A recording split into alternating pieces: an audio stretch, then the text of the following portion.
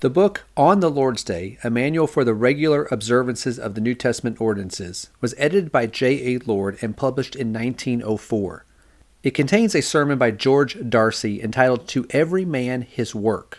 And in that sermon, Darsie illustrated the importance of Christians fulfilling various roles in the work of the church by telling of a visit by Walter Scott to the Brush Run Church.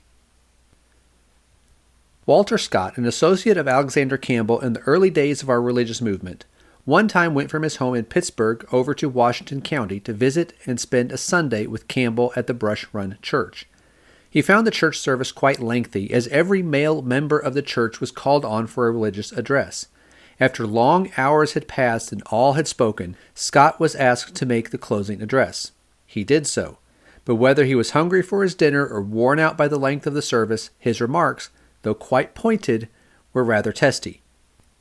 "Brethren," he said, "my Bible tells me that the church is like a human body, of which one member is a foot, another a hand, another an eye, and still another a mouth. That, in fact, it has, or should have, a great variety in its membership, as a human body has. But I regret to see that you have reversed all this. You have here a church with but a single member. You have, in fact, a church that is all mouth." Reading this account is humorous, but it does illustrate an important point.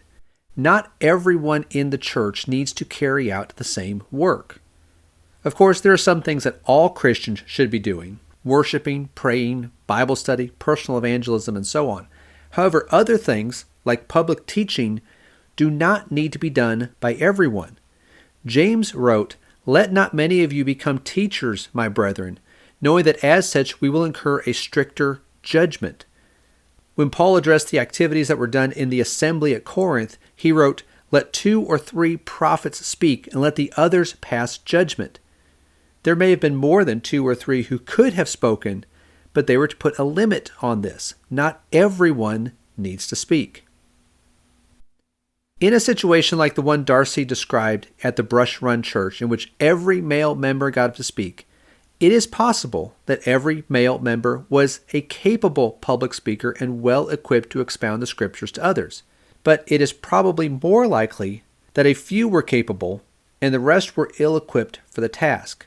In either case, here are a few points to consider. The assembly is to be conducted in a way that is properly and in an orderly manner, and that allows those who are present to be edified. This means that those who are ill-equipped at teaching do not need to be called upon to do so when there are other capable teachers present. It would certainly be good for such men to develop their skills and learn to do this, but the assembly is not necessarily the best place for this initial training and practice to take place. And not everyone who can teach needs to teach at the same time or in the same assembly. Paul told the Corinthians, "Let 2 or 3 prophets speak and let the others pass judgment." It is a great blessing to have several men who can capably preach and teach the gospel in a local church, but they can do so in turns rather than thinking that everyone needs to speak in one long, protracted assembly. And if a church has an abundance of capable teachers who are regularly competing for speaking opportunities, one option may be for some to go elsewhere to work with a congregation that has a lack of capable teachers. The church at Antioch was blessed with a multitude of prophets and teachers, as we're told in Acts 13:1 and 2. But rather than having all remain there, the Holy Spirit called upon Barnabas and Saul to go on and preach elsewhere. In many places, especially in the United States, if a congregation has an abundance of capable preachers, Bible class teachers, song leaders, and so on, there may be congregations not far away that are lacking such individuals. For one or more of these individuals to decide to work with one of these other congregations and make use of his talents, that would be a huge help and encouragement to the typically smaller congregation. Regardless of the capabilities of the speakers, the way in which the assembly was conducted during Walter Scott's visit to the Brush Run Church was unnecessary. There is plenty of work for all of us to be doing, both inside and especially outside of the assembly. So let us be committed to doing the Lord's work in whatever capacity we are able, while always striving to improve and expand our abilities so that we can fulfill the needs that exist around us.